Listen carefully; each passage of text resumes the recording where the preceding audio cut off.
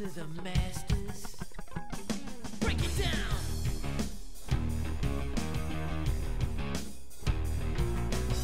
Degenerate into something fool.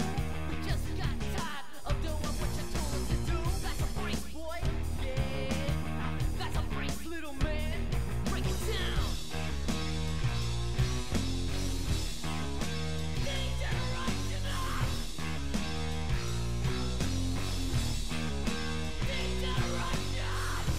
You think you can tell me what to do? You know who you're talking to? Well, you better get used to the way the ball bounces. I see what you got in measures and ounces. But that's a brace, boy. Yeah, that's a brace, little man. Break it down. Degeneration.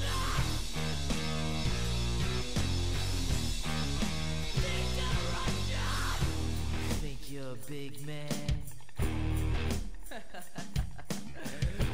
treat you like you're a little man.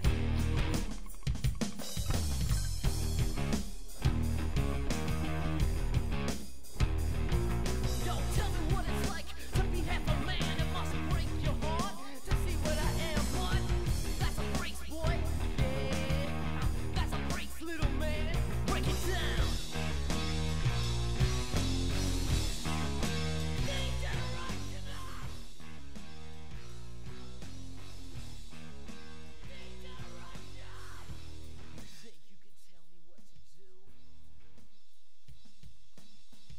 You know who you're talking to?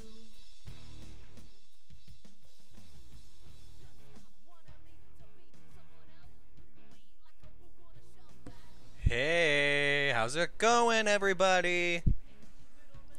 Welcome to the stream.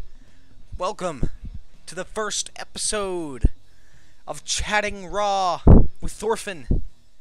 I'm gonna call this episode, just Elimination Chamber Qualifiers. That's really all tonight was mostly just a lot of Elimination Chamber setup. A lot of that neat stuff. I'm gonna switch over to my camera here so y'all can see me. Oh, it's really dark. Let's change that real quick, shall we? Let's change that. Oh, that's better, but not good enough. Not good enough. That's good. That's good. That's good. Let's put on a good one. Yeah, we're gonna put on this one. This is what we're gonna be listening to right now for Chatting with Raw. Alright. So let's start off from the get-go, from right from the top of Raw tonight. I took notes and everything so we can make sure that we know what we're talking about, what happened tonight, all the stuff. Alright, so we started tonight with Bray Wyatt cutting a promo against Roman Reigns. Roman responding with the normal, I'm a big dog, I'm gonna beat you, all that normal stuff. It was really sad what Roman was saying. But Bray's promo, he called Roman a failure, saying he's gonna put him out of his misery. Normal stuff with Bray Wyatt, thinking he's a god and that he's the best. Average stuff with their promos. Now we get into the match, and we see Hardy watching the TV backstage, watching the match. He's very, very into this. He wants to see what's going on. Makes sense, because Wyatt's been on his ass for these past few weeks, doing the same shit. It's literally been going nowhere, their rivalry. But anyway, both of them are in the match looking strong, looking really good, actually. Roman's doing some good stuff. Wyatt's doing some good stuff. They go for the Superman punch. 1, 2, no. Hit the Sister Abigail. 1, 2, no. Sister Abigail, nope, he doesn't hit it. Goes right into the spear. 1, 2, 3. Roman Reigns, your winner, going to the Elimination Chamber. I don't know what anyone else expected to see, really. It's Roman Reigns doing his thing out there, burying people, winning every week. I said I wasn't surprised by the outcome. Hashtag make Roman look strong. Good hashtag to keep going out there. However, it was a really good match from both of them. Both of them put on a really good match. Reigns and Wyatt know how to, perform very well. But right after the match, Matt Hardy comes up in the middle of the ring, shows up. He doesn't come out. He just shows up there, as they've been doing literally every week. Hits Wyatt with the Twist of Fate. Does some delete stuff. It's same stuff. New week. At very first, you know, it got us really hyped because it was something that we've been wanting to see for a very long time. But now it's just the same stuff. We want to see something different. We want to see more, not the same stuff every week. Come on, WWE, get on it, get on it. We love broken Matt Hardy. Utilize him well. Utilize him better. Don't keep doing the same stuff. Now, next after that, we have a segment backstage with Seth Rollins and Jason Jordan. Rollins is unsure of Jordan's injury before their rematch tonight against The Bar for their tag team championships. It's their last opportunity at getting these championships, as they've been back and forth for the past few months. Jordan is very confident. He's very good. He's like, I'm ready for this tonight. I can do this. Don't worry about it. Next, we cut to Gallows and Anderson, waiting for Balor to come out. I still mark out that they're all together. I love it. Balor Club is amazing. I was thinking that they were never going to do it, and now I'm really glad to see that they are. And I'm wondering who they're going to fight, and we hear the Revival. It's Dash Wilder. Finn Balor versus Dash Wilder. And I'm like, what an interesting matchup. I mean, why would they put these two together? Obviously, Finn Balor is the better man, facing off against a man who's normally in tag team competition. So then the Revival comes out. They're cutting their stuff. I'm really glad that they're doing this storyline between the Balor Club and the Revival, because it's tying back to the Indies. It's tying back to the actual rivalry that the Bullet Club has with the Revival right now. The whole fuck the Revival thing going on. I think it's great. I love that WWE's going with it and that they want to see how it's working, and it's working really well. People are loving it. People are loving that storyline. Anyway, Revival comes out. They're saying, "Hey, we want this to be a tag match. That's what we're better at. We're tag matchers. So Balor, you pick Gallows, you pick Anderson. We don't care. Pick one of them. We're gonna fight in a tag match." So Balor picks Carl Anderson, which makes me so freaking happy, because Balor and Anderson have been friends on the indie scene since Gallows was still in WWE. So that just shows how far they've come to finally be tagging together in a match on the main roster. It's a dream come true for them. It honestly is. So it was really good to see that. Revival's showing really good tag cohesion. You know, they're really good at that. That's why they've made it so far, staying together, because they're just better at tag teaming than they are solo. They're really good together. Despite Anderson and Balor being really good friends, I didn't really get that cohesion in the ring. Like, both solo, they're both really good competitors. They can do stuff really well on their own, but as for a tag match, it didn't really feel like a really good tag match. They didn't have that cohesion that Carl Anderson and Gallows have. Like, they have a really good tag work together, because they've been working together for the past few years. But if Balor and Anderson want to do more of this tag stuff, because they're really good friends, they need to work on some better moves together and look fresher in the ring. Because right now, they just look like they're both trying to be solo competitors in a tag match. Anyway, you know, Balor hits the coup de grace. Normal stuff. Gets the 1, 2, 3. Fuck the Revival. Finn Balor and Carl Anderson win. My only note on that match was that they should just work together better on actual tag stuff, rather than being solo in a tag match. Right after that, we get to Sasha backstage. Sasha Banks, she is watching her match with Asuka that she lost in sadness. She's very regretful about how it went down. Bayley tries to cheer her up, says, "Hey, you know, it's gonna be all right. You know, you've had better days," all that stuff. And Sasha tells Bayley, "Hey, next time I fight Asuka, I'm gonna be her. Don't worry about it. I'm gonna get her." But Bayley has a match against Asuka tonight. So Bayley's like, "You know what? I can do it tonight. Don't worry about it. I'm gonna end that streak tonight." Now, Bayley's reasoning behind being able to beat Asuka tonight was saying, "Oh, well, I beat you, Sasha, so why wouldn't I be able to beat Asuka tonight?" That's what's creating a little more tension between these two. I'm hoping that it's building up towards a better rivalry between Sasha Banks and Bayley, because they've been teasing it for so long. And even in this Women's Royal Rumble, they had them have, like, an actual face-off. But now, apparently, they're leading it to nothing, into nowhere. They're still friends, and they're still doing their thing backstage, being friends, which is just weird. It doesn't really make a lot of sense. But that conversation was tense, and it was hopefully setting up for some face-off in the future. Maybe WrestleMania. That would be a good face-off to see between them, given how long they've been building up this rivalry. We get to our third match of the evening. We have Cedric Alexander and Mustafa Ali versus Tony Nese and Drew Gulak.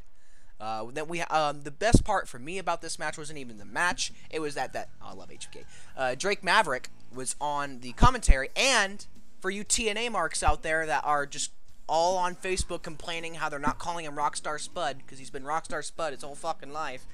Well, they called him Rockstar Spud today. Michael Cole called him Rockstar Spud, said he was formerly called Rockstar Spud. So all you TNA marks can stop complaining about how they completely omitted the name Rockstar Spud, even though most of us don't know who the fuck he is anyway. So Drake Maverick was promising that there are some prizes in this tournament that is coming up. 2 surprises that I'm hoping that everyone has been predicting, is Rey Mysterio and the Hurricane in this competition. That would be really interesting. But a third competitor that I thought of that I would really love to see come back into WWE after so long is Chavo Guerrero. Honestly, I think Chavo Guerrero would fit perfectly into 205 roster right now. He is a great cruiserweight competitor, and I think he can freshen up some things along with Rey Mysterio and the Hurricane. I've been noticing recently that Rey Mysterio, Vicky Guerrero, and Chavo Guerrero were doing stuff on the indies, so, it could make sense that Chavo would come back. He loves WWE. Vicky came back recently, too, so, the Guerreros are a staple in WWE, so it would make sense that he would come back to freshen up the Cruiserweight division. My next note on the match itself, actually, was Cedric took a really nasty bump on his shoulder. It actually looked pretty bad. He sold it well, though. Did pretty good there. Drake Maverick also confirmed that Roderick Strong is going to be in this 205 Cruiserweight competition. He's going to be facing off against Hideo Itami, which that really excites me. That gets me really going, because I love Hideo Itami and I love Roderick Strong. They were both really, really, really, really huge in Ring of Honor and huge on the indie scene. So to see them face off in WWE, even if it's 205 Live, in this Cruiserweight competition that they're doing, it's great. I'm excited for it. I'm loving it. Cedric does really well in the ring, even when he took that nasty bump. He does some really great flying stuff. I think he could just move on from 205, honestly. But that's, they need more people on 205, so I get it. He hits the lumbar check, gets the 1, 2, 3. Cedric and Mustafa move on. Just more momentum for the faces, I mean. Now they have backstage, Kurt Angle's making his way to the ring because he's going to be announcing who the women competitors for the Elimination Chamber match are, which I'm looking forward to because it's the first ever women's Elimination Chamber match. It's going to be great. Hoping, anyway. We go to commercial. Okay, it starts with Kurt in the ring, talking about the Women's Revolution and the new Elimination Chamber match, how it's a new chapter in the Women's Revolution. And then he goes on to announce who the 5 women are going to be in the match. He starts with Bayley, Mandy Rose, Mickie James, Sonya Deville, and Sasha Banks. Those are your 5 facing off against Alexa Bliss in the Elimination Chamber. I'm going to list them off again for you. Bayley, Mandy Rose, Mickie James, Sonya Deville, and Sasha Banks. Now, he also went on to say, I know you guys noticed that I didn't put in, Nia Jax. Now, with Nia Jax, she's going to have her own matchup at Elimination Chamber with Asuka. Now, if she wins this match against Asuka, she gets to be put in the WrestleMania match with Asuka, and it becomes a triple threat match. You see, I find that very unlikely, as Asuka is just a beast on the main roster. She is great. They love her. They're going to keep her streak going. I just don't see it coming to an end at Elimination Chamber. I don't, personally. I could be wrong. Now, after that, Alexa comes out. She's fucking hot as ever. like literally as hot as ever. And then she's saying that the Elimination Chamber is unfair. This match is unfair. It's not right. And she says that it's not right because Brock Lesnar himself isn't getting an Elimination Chamber match. He just gets to sit out for Elimination Chamber and not have to do anything. So she's like, well, why does he get to sit out and why don't I get to sit out? Like, that doesn't make much sense. And I'm like, yeah, she has a point, you know? That doesn't make sense. Why is it that way? And then Kurt brought up saying, hey, your last title defense was in October, so chill the fuck out. And I'm like, oh yeah, it was in October. You're right. That's a fair point, Kurt. Maybe it is time. And then Alexa says she just wants equal treatment of the title, and then she calls Kurt sexist. She straight up called Kurt sexist, and I'm like, damn. That's fucking, ooh. So, Kurt says he just wants good matches. So then he decides to ask the whole audience what they want. So, of course, the audience is like, yeah, we want to see Alexa defend her title, da-da-da-da-da. Alexa storms out, calling the WWE Universe, you know, calling them sheep. Because they're all doing the yes chants and all that stuff, you know. And then we cut out of that segment. We move on to the next with John Cena backstage talking about the road to WrestleMania, his plan, cutting a funny promo against Strowman and Elias, who he's going to have a triple threat match with in the main event to see who is going to be the last man to enter in the Elimination Chamber match, the sixth entrant. It's not a qualifying match, it's saying who's going to be the last entrant among the people who qualified.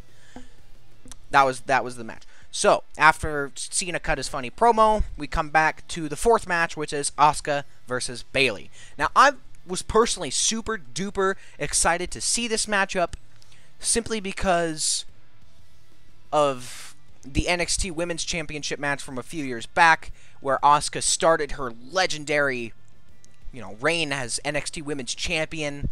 It was a great match. Bayley put her all in it. Unfortunately, couldn't beat Asuka because Asuka's amazing.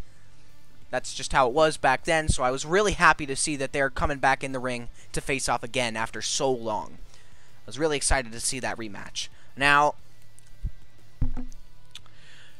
the biggest thing I noticed, honestly, out of this whole match was that Bayley needs to freshen up her moves. She really does. She does a lot of cliche moves that a lot of people use to wear down opponents. And not only that, she did a really sloppy hurricanrana that she was going on the outside. It kind of looked really sloppy and gross. You know? Like, I just was very uncomfortable by her hurricanrana. And it just seemed like Asuka was pulling in more work than she should have. Now, speaking of Asuka, she's just literally the best superstar in the whole women's division today. Be that SmackDown, be that Raw, be that NXT. She's just the best out of everybody. Everything she does is gold. She's just spectacular in that ring. She's a great striker. She's got great strong style. She has great flying abilities. She just has it all. She's great, honestly. I could go on about her forever. Honestly, she gets me going because of how good she is. Not even because she's hot, because of just how good she is at what she does. That being said, the Asuka lock finish, you know, it's getting predictable now. You know, we know that she's going to hit that Asuka lock, they're going to tap, and it's done. Which is exactly what happened in this match, too. After Bayley pulled off some sloppy cliche moves, she gets put in the Asuka lock, and it's over. Asuka wins. No surprise here. Bayley looking a tad stale, that's what I wrote, but mostly a decent match, because it was a decent match. It wasn't the worst. You know, I just think Bayley needs to work on it. They end with a handshake, you know, respectful. Good. It's good that they ended it with a handshake, because they just wanted to bring back that feeling of how good that last match between them was. Make everyone remember the respect between those two. Because they're both faces. Neither of them are heels. After that, we move on to a promo from the bar. Just simple promo saying we're going to beat up Jordan Rollins. We're going to keep our tag championships. We don't set the bar. We are the bar. There you go. That's it. We move on to our fifth match of the evening. Miz versus Apollo Crews. This is an Elimination Chamber qualifying match. Miz begins, he comes out, cuts a promo before Apollo Crews even comes out. He says 2018 is his year. He talks about beating Reigns on the 20th anniversary and the week after, saying he's really good. He said that the coach of the Eagles, showed the team his last match to give them inspiration to win. I loved that. And then Miz started calling out Brock Lesnar, which was actually pretty crazy. He says he's going to beat him at Mania to be both the Intercontinental Champion and the Universal Champion. First time ever, of course, because it's just never happened. And then Apollo comes out after that, finally, with Titus Worldwide. And then Apollo is such an underrated worker. That's what I wrote, because he does so well in that ring. Holy crap. He moves around, he flies. That standing moonsault that he does blows me away every time. It honestly does. I love it. Now, I was writing that hopefully tonight would be a good night for him and Titus Worldwide. He pulled off such a great two-fall. Like, the two-fall was fucking, ooh, it was that close. It was that close. It was really good. Hitting that standing moonsault. Miz kicked out right in time. You know, Miz comes back, hits that skull-crushing finale, gets the 1, 2, 3. You know, very predictable there. Miz being cheap and winning his way to the Elimination Chamber. I wrote that was unfortunate for Apollo Crews, but Miz is a hot commodity in the WWE today, so I understand. You know, he's the most must-see today, so I understand it. Whatever. Next, we move on to another segment backstage with Jordan hanging out with Kurt and a part of the medical team. Rollins goes up to him, asks what's going on. Jordan tells Rollins, sorry dude, I can't compete tonight. I was warming up, and my neck, you know, it just did some crap, so I went to go check out with the medical team, and they said, no, you're not competing tonight. And Kurt was saying, yep, it's true, can't compete tonight. Now, Rollins was like, what the fuck, dude? Like, you told me you were going to be fine. What the fuck are we going to do? And Kurt was like, well, you're just going to have to forfeit your match. That's all we have. And as he was saying that, Roman Reigns comes up right from behind, looks at Rollins. They both smile at each other. Not a word is said, and then they just walk off to the ring together. Everyone knows Reigns is going to be replacing... Why am I so dark? Because I don't got fucking light, dog. I don't got light like you got. I know your lighting is, like, great, but, like, my lighting is not. I could, like... Hold up. Hold up. Hold up, hold up. Hold up, hold up.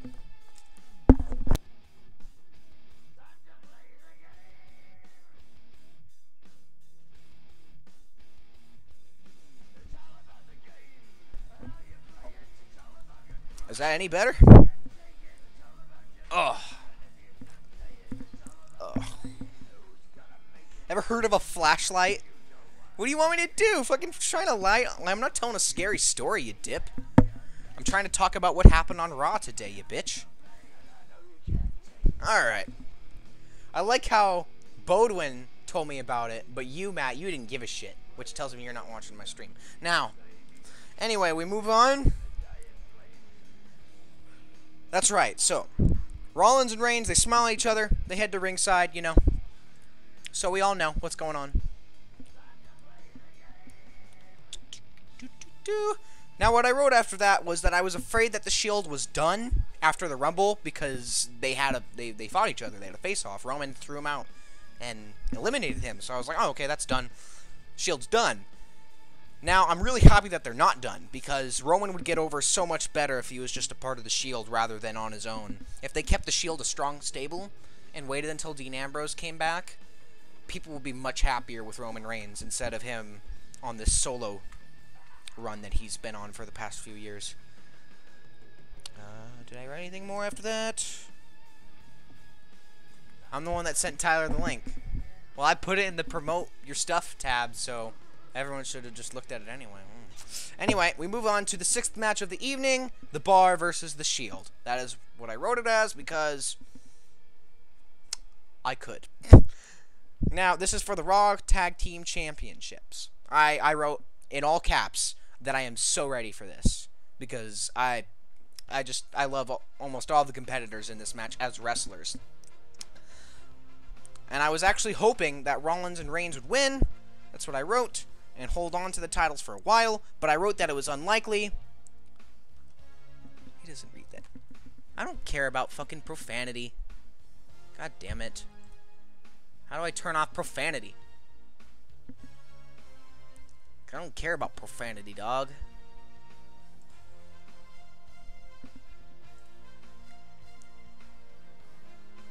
Oh shit, I closed that live chat on accident. I don't know where it is anymore. Shit! I can't see what y'all are saying to me anymore. Damn, dog. Sheila! Sheila, help! Nah, it's all good. I fixed it. Alright, we're good. I can see what you're saying. Yep. You love Kurt Angle. Alright. Where was I? Yeah, I was writing that it's unlikely because Reigns is going to the Elimination Chamber. So, the fact that he's in that match would mean that if he got the Tag Team Championships, he would have to defend those and be in the EC match, which just doesn't seem likely. So, I put the Bar as such a strong team. Cesaro and Sheamus could both be world champions solo. They both could be, especially Cesaro. I feel like Cesaro has not been getting what he deserves in the WWE.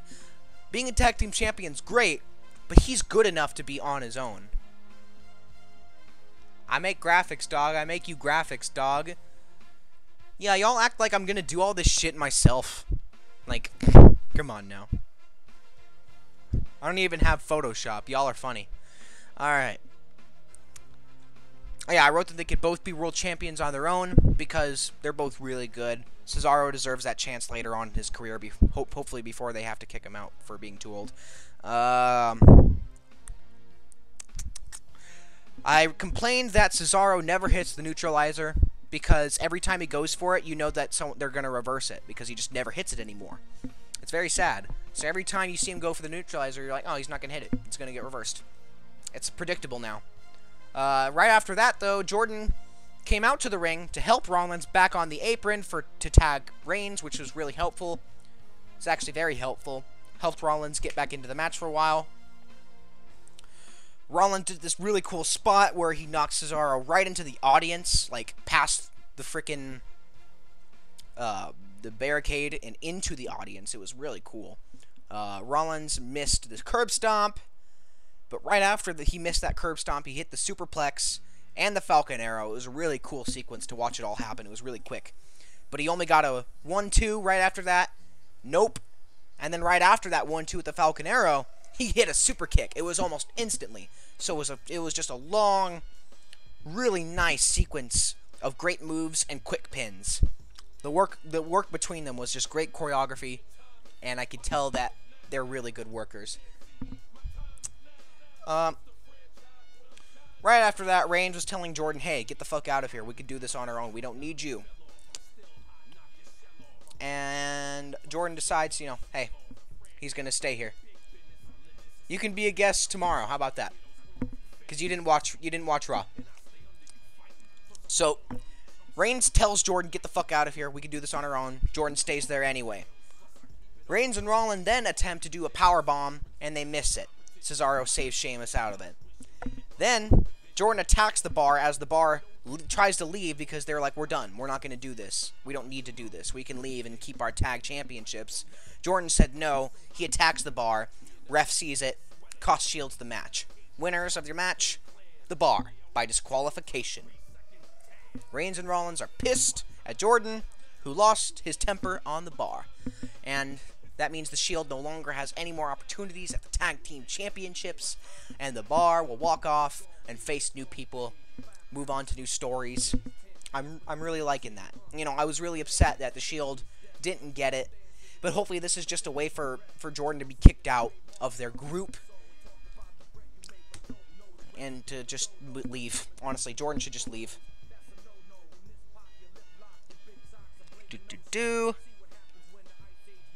Yeah, they didn't really do anything after that. The Bar was just leaving, and then the Shield got pissed at Jordan. And then they went to a backstage promo with Braun, cutting against Cena and Elias before their triple threat match tonight.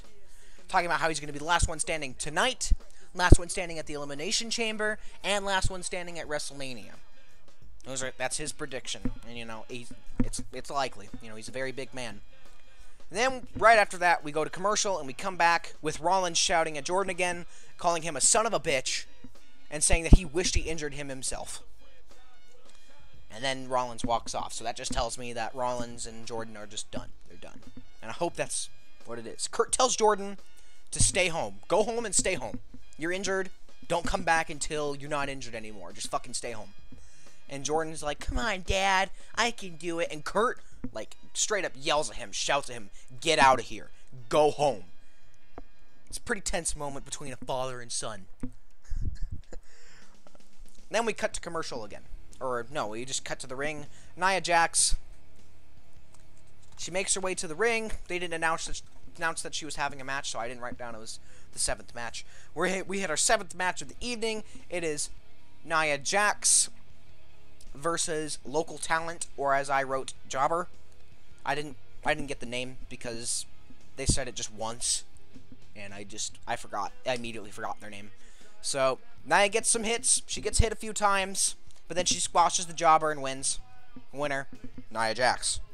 I wrote that it was a pointless match because, of course, Nia's going to win. It's some no-name that no one cares about. It's just to make her look strong. Whoop-de-doo.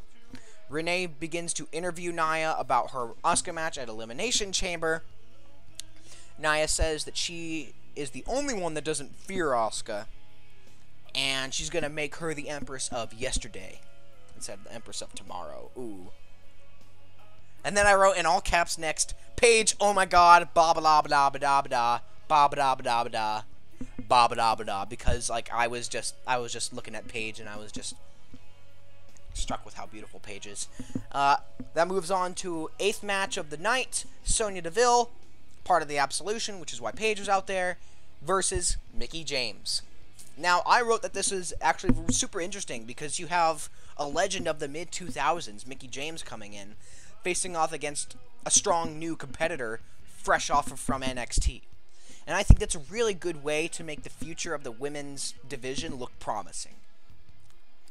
And I also wrote that Paige could be a wonderful manager if her injury is going to end her in-ring career, like it's speculated everywhere. I think she can make for a great manager. She can continue Absolution, even though she can't be a part of Absolution. You know what I mean?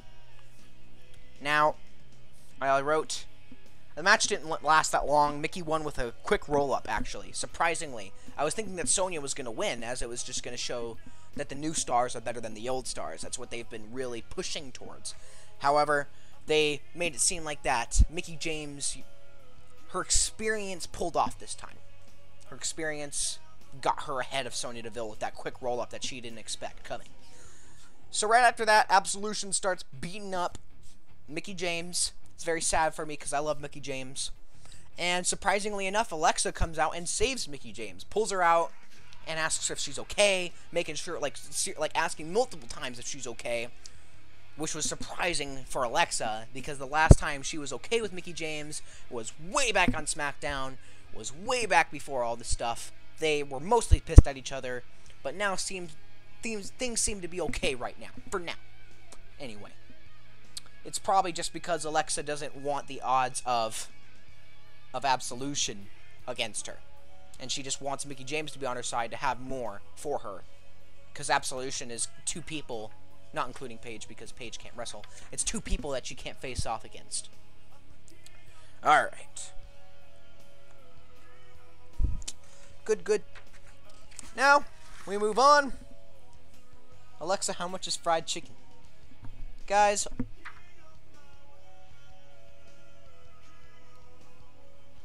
y'all need to chill, honestly. I'm about to talk about the main event, and y'all are fucking...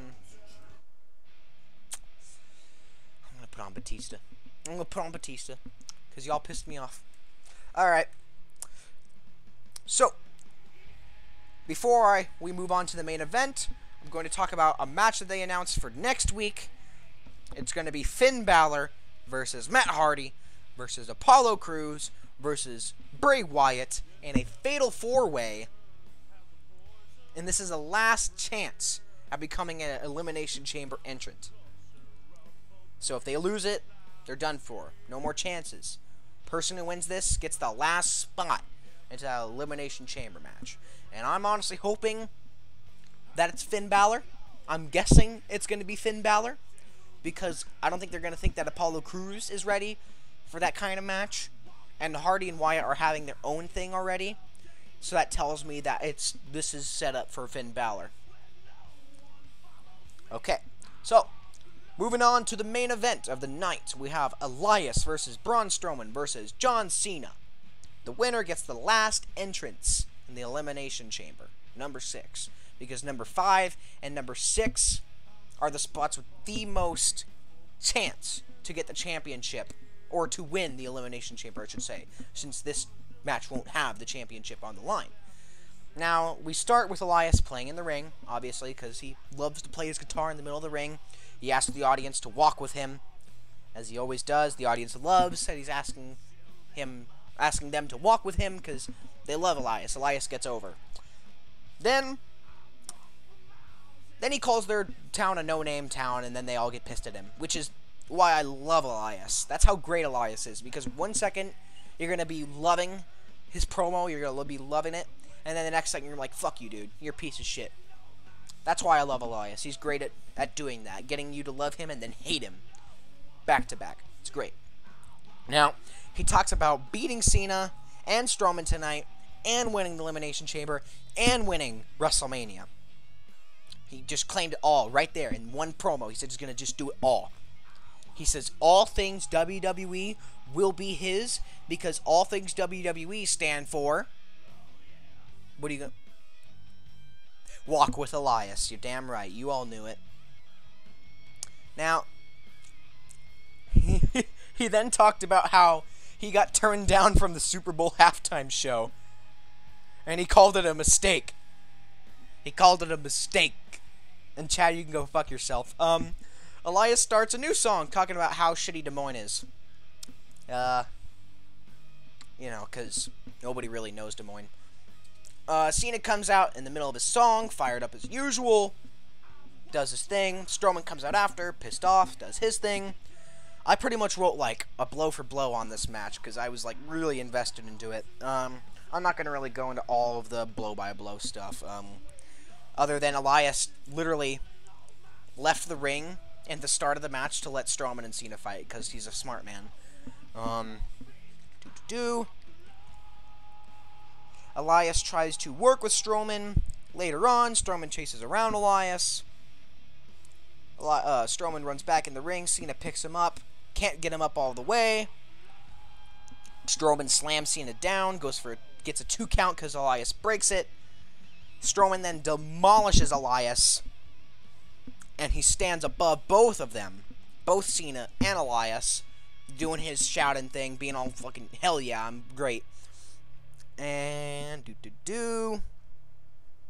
after that, he throws them back into the ring, goes for a double choke slam. However, Cena and Elias double team Strowman over the top rope. Blah, blah, blah, blah, blah. Work him into the ring post. He is out for a bit. Sorry, I had to stop because I heard Stone Cold! Stone Cold! Stone Cold! Stone Cold! So, right after that, Elias and Cena working in the ring together. They're fighting. Cena goes after Strowman again with the steps, but Strowman's still on his feet. Fucking nuts. Elias then hits Strowman with his guitar right after that, still standing.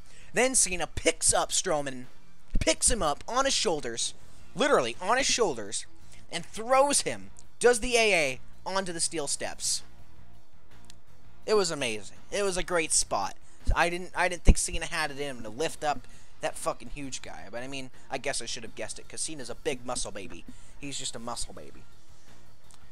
Now, after that, Elias goes for a quick roll-up on Cena, throws him in the ring, goes for the roll-up, only gets a 2. Elias trying to stay on Cena. He keeps going for wear-down tactics. Elias hits a really nice backbreaker, gets a 2 fall. Cena reverses eventually after Elias keeps trying to wear him down. Cena lines up for the 5-knuckle shuffle. You know that setup, Matt. You know what it's all about. All of you that are like really big wrestling fans, you know what that setup looks like. But as he's about to hit that 5-knuckle shuffle, Strowman comes back with a power slam to Cena. And right after that, Elias gets up, throws Strowman out of the ring, pins Cena, gets the 1, 2, 3. Your winner of the match, Elias. And I wrote right after that, holy crap. Holy crap. Alright, that was a great main event. Cena and Strowman fight so well in the ring. Elias picking up the win. It shocked everybody. No one saw it coming. Nobody saw Elias winning the match. I didn't see it coming either, because I just didn't. Right after that, Strowman power slams both Cena and Elias, leaving them both knocked out in the ring. Strowman, like, rips off his shirt. He gets up on the ring post. He starts, like, doing the Hulk Hogan thing. Like, he literally does the Hulk Hogan thing. And like, he's playing to the audience. And the audience wants more. So he does another power slam on both Cena and Elias again. Does his shouting thing. Raw goes off the air. And that is how we ended Raw today. It was a good Raw. It was a really good Raw, actually. You know, I think that 2018 has been already proving to be a really good year for WWE. 2017 was really bad. I'm like, the first 3 months of it, like, leading up to Mania, it was good. It was really good, but the rest of the year, it just really wasn't that good. It just really wasn't. It didn't give you the good feelings that wrestling should give you, you know? So, but these past few weeks of Raw, this past month of Raw, I should say, has been really promising. They've been building up to some really interesting matchups, despite some stagnance that I've been seeing here and there with not only moves, but some storylines. But overall, I feel like they've got a really good program going right now. I feel like they've got some good storylines going with, you know, the Club and the Revival. We got everything going with the main card in the Universal Championship, the Elimination Chamber. That's multiple people going into that. Not only do we have that, we have the only rivalry that I think is really stagnating right now is just the Wyatt-Hardy rivalry. For Raw, anyway. I just feel like it's not going anywhere. They're not having any big matches that are going to end the rivalry. They're not having any setup to anything. They're just interfering with each other constantly. And it's not leading up to anything. It's not doing anything. It's the same stuff. You can predict it every week. You can write it yourself, and you could probably be right. So, overall, that'd be my biggest complaint about Raw today, was they need to not stagnate on the storylines that we want to see most. Because everyone has been dreaming about Bray Wyatt and Broken Matt Hardy.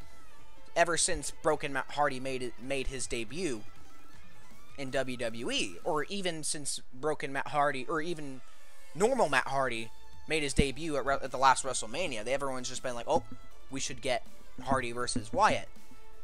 And now they're just flubbing the storyline that we've all been wanting. It's unfortunate, and hopefully they'll learn from it so that we can get something enjoyable soon. What do you all think? Everyone that watched Raw, everyone that actually... Yeah, my glasses are boxy. I'm glad that you guys are talking about me behind my back. That's so great. I don't know what it fucking means. I know it's not. No, I know you fucking guys talk about me behind my back. I'm not stupid. Anyway, that was all for Raw today. Mostly just Elimination Chamber qualifiers. Bunch of setup for the Elimination Chamber. Some stagnation here and there, but mostly I really enjoyed it. And I'm looking forward to next week to see what more build-up they want to do. We've got the Elimination Chamber coming... When is this? Looking this up. We got the Elimination Chamber... excuse me. February 25th. Alright. Oh. Matt put penis in the chat. I'm hiding that. I don't want to see penis in my chat. you bitch. Alright. So I want to thank you all for joining me this week on Chatting Raw with Thorfinn. And I really hope that all of you will join me tomorrow after SmackDown and after 205 Live for Chatting SmackDown. Chatting 205 Live. Hopefully we're getting some cool shit going on in 205 with these surprises that Drake Maverick was talking about. Again, I'm really hoping for Chavo Guerrero, or for the Hurricane, or for Rey Mysterio. Either of them, any three of them, any of them would be great. So, thanks for joining me, and I will see you all tomorrow for Chatting SmackDown with Thorfinn. Goodbye.